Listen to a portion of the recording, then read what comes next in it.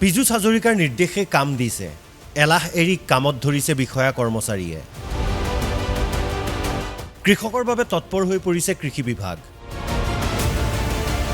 কৃষিমন্ত্ৰী পীযুষ হাজৰিকাৰ কাঢ়া নিৰ্দেশ 9:30 বজাৰ ভিতৰত কাৰ্যালয়ত উপস্থিত হ'ব লাগিব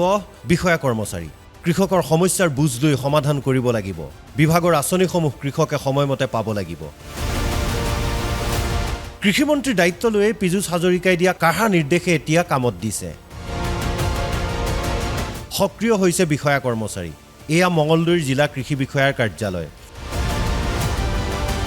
9:30 বজাত আমাৰ সাংবাদিক গৈ দেখে সকলো বিষয়া কৰ্মচাৰী নিজৰ নিজৰ টেবুলত আমি এইটো ছাৰো যিটো নিৰ্দেশনা দিছে আমি 100% পালন কৰাৰ কাৰণে চেষ্টা কৰিছোঁ আৰু আমাৰ মানুহখিনি মোটামুটি 9:30 আগতে বহুতখিনি আহি যায় তাৰমানে আৰু এতিয়া আমাৰ প্ৰগ্ৰেম কিছুমানো চলি আছে ফিল্ডতো প্ৰগ্ৰেম চলি আজিও 3টা প্ৰগ্ৰেম আছে পাথৰিঘাটত এটা আছে ডিচি অফিচত এটা আছে খাৰুপেটীয়াত এটা আছে সেনেকৈ গোটেইখিনি মানুহ মিলাই পেলাই আমি কাম কৰি আছোঁ আৰু তেখেতে যিটো নিৰ্দেশনা দিছে যিটো এডভান্স হ'ব দিছে আমাক আমি গোটেইখিনি সেই হিচাপে চেষ্টা কৰি আছোঁ আগতে যিটো সময় আছিল সেই সময়মতে আমাৰ অফিচ খোলা যায়েই কামখিনিৰ কাৰণে কাৰণ আমাৰ বেনিফিচিয়াৰী ৰিলেটেড মানুহবিলাক অফিচত ভৰ্তি হয় ৰাতিপুৱাই আহি পেলাই কোনোৱে ক'লে মন্ত্ৰীৰ নিৰ্দেশ মানিম বিভাগটো আগুৱাই নিম খুব আশা আছে আমি ভাল পাইছোঁ যে আমি পীযুষ হাজৰিকা ছাৰক আমাৰ কৃষিমন্ত্ৰী হিচাপে পাইছোঁ আদৰণিও জনাইছোঁ আৰু আশাও কৰিছোঁ যে তেখেতৰ নেতৃত্বত আমাৰ ডিপাৰ্টমেণ্টটো বহুত আগবাঢ়ি যাব ইতিমধ্যে আমি কাম কৰি আছোঁ আৰু তেখেতৰ সবল নেতৃত্বত আমি আগন্তুক দিনত কৃষি বিভাগটোৱে আৰু অধিক উৎসাহেৰে অধিক ফলপ্ৰসূভাৱে আমি কাম কৰিম বুলি আমি আশা কৰিছোঁ কৃষকৰ বাবে কি কৰি আছে তাকো জনালে মঙলদৈৰ কৃষি বিষয়াই এতিয়া মেইনলি আমাৰ কাম বৰ্তমান চলি আছে আপোনাৰ খেত বেচা অভিযান এটা চলি আছে যেনেকৈ আমি কেনেকৈ সাৰৰ পৰিমাণটো অলপ কমাব পাৰোঁ বা অৰ্গেনিকৰ ক্ষেত্ৰত বা নেশ্যনেল ফাৰ্মিঙৰ ক্ষেত্ৰত কেনেকৈ যাব পাৰোঁ এইটোৰ ওপৰত চলি আছে আৰু কিছু বীজ আমাৰ আহিছে এইখিনি বিতৰণৰ ব্যৱস্থা কৰা হয় লখিমপুৰতো একেই পৰিৱেশ সকলো আহি পালে 9:30 বজাতেই উচ্চবৰ্গ আৰু নিম্ন সহায়কৰ কোঠা আৰু ইতিমধ্যে ইয়াত যিকেইখন আচলতে টেবুল আছে সকলোকেইখন টেবুল ইতিমধ্যে টেবুলত তেওঁলোকে নিৰ্দিষ্ট সময়ত আহি কাম কৰি থকা পৰিলক্ষিত হৈছে আমাৰ এইটো চাইলত গোটেইখিনি আহিছে সময়মতে আহিছে গোটেইখিনি খেতিৰ বতৰত কৃষকক সহায় কৰিবলৈ সাজু লখিমপুৰৰ কৃষি বিভাগ তিল খেতিৰ কাৰণে বুদ্ধিটো আহিছে আৰু 2 নম্বৰটো হ'ল আমাৰ ধানৰ কটীয়া আহিছে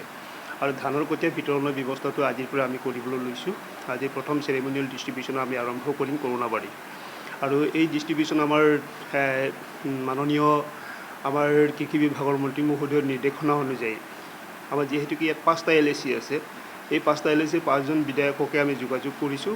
কামবোৰ হৈছে ভাল কথা পিছে মন্ত্ৰী ডাঙৰীয়া নগাঁও জিলাৰ কৃষি কাৰিকৰী বিভাগৰ দুৰৱস্থা চাওকচোন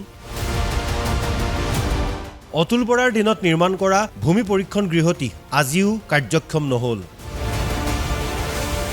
বহু বস্তু নিলে চুৰে হাবি জংঘলৰ মাজত গৃহটো আপোনাৰ ভিতৰত চুৰি হৈছে আপুনি দেখিছে বস্তুবিলাক হেৰি কৰিলে এচিৰ পৰা ধৰি এচি বৰ্ডৰ পৰা ধৰি একো নাই চব চুৰি হৈছে কেইবাবাৰো চুৰি হৈছে আৰু আপুনি মেইন আমাৰ অফিচটো চালে তাত 3বাৰ 4বাৰ চুৰি হৈছে চুৰি হোৱাৰ পিছত বস্তুবিলাক সেই মানে অভাৱ নাটনি হ'ল আৰু ইয়াত মেইন কথা ইয়াত তেনেকুৱা প্ৰডাক্টিভ হেৰি কৰিবলগীয়া একো বস্তুৱেই নাই মানে নগাঁৱৰ কৃষকে কৃষি কৰিছে কিন্তু উৎপাদিত ফচলৰ উচিত দাম পোৱা নাই আপুনি যোনটো কথা কৈছে যে আমি নিৰ্ভৰশীল কৃষকৰ ওপৰত কৃষকসকলৰ পৰা যিবিলাক বস্তু কিনে সেইবিলাক শ্ৰমজীৱী দুখীয়া মোৰ নিচিনা মানে একদম অভাৱগ্ৰস্ত মানুহ এজনে বাধ্য হৈ বেচিবলগীয়া হয় যেতিয়া বিশ্বাস কৰক এতিয়া মই আজিৰ তাৰিখত ভেন্দি কেজি 10 টকা বেঙেনা 10 টকা তাৰ ওপৰত বেচিব পৰা নাই আমি 40 টকাত কিনি খাই আছোঁ সেই কথাটো সেই যোনটো সমস্যা মানে এই যোনটো মাজত এটা শ্ৰেণী সোমাই আছে মধ্যভোগী যোনটো মধ্যভোগী আছে নিয়ন্ত্ৰণ কোনে কৰিব কওকচোন ধুবুৰীৰ কৃষি বিভাগো এক্টিভ হৈ গ'ল 9:30 বজা নহয় পুৱা 9 বজাৰ পৰাই কামত ধৰিলে কৃষকক বিতৰণ কৰিলে ধানৰ বীজ এতিয়া আমি ধান বিতৰণ কৰি আছোঁ নেক্সট আমাৰ চিচমাম আহিব আমাৰ ৰাবিচিত আহিব আমি সেইবোৰ বিতৰণ কৰি থাকিম কাৰ্যক্ৰম অনুসাৰে মন্ত্ৰী পীযুষ হাজৰিকাই দায়িত্বভাৰ গ্ৰহণ কৰিছে তেখেতে কৈছে যে ধানৰ বীজ সময়মতে দিব লাগিব কৃষকে সা সুবিধা সময়মতেই পাব লাগিব হয় পাব নিশ্চয় পাব স্থানীয় বিধায়িকা বেবী বেগমে মন্ত্ৰীৰ তৎপৰতাৰ শলাগ লৈ ক'লে ধুবুৰীৰ কৃষকসকল লাভান্বিত হ'ব বুলি আশাবাদী তেওঁ সমস্যাটো আজি প্ৰথম নহয়, আগৰে পৰা আছে, সমস্যা আৰু বাঢ়িছে। গতিকে কথা হৈছে যে সেই সমস্যাবিলাক সমাধান কৰাৰ ক্ষেত্ৰত এগ্ৰিকালচাৰ ডিপাৰ্টমেণ্টৰ যিসকল কৰ্তৃপক্ষ তেখেতসকলকো মই জনাইছোঁ, কিছুদিন আগতো কৈছিলোঁ DO মহোদয়ক, আৰু আমি মন্ত্ৰী মহোদয়ক ডিপাৰ্টমেণ্টকো ক'ম যাতে আমাৰ খেতিয়কসকলে ভালকৈ খেতি কৰি তেখেতসকলে যাতে উপাৰ্জন কৰিব পাৰে, যাতে স্বাৱলম্বী হ'ব পাৰে। হোজাইতো বিধায়ক শিলাদিত্যদেৱৰ উপস্থিতিত কৃষি বিভাগে কৃষকৰ মাজত বিতৰণ কৰে শস্যৰ বীজ। পিছে লক্ষণীয় হ'ব কিমান দিন অব্যাহত থাকে এই কৰ্মতৎপৰতা। Bureau report, Assam live 24।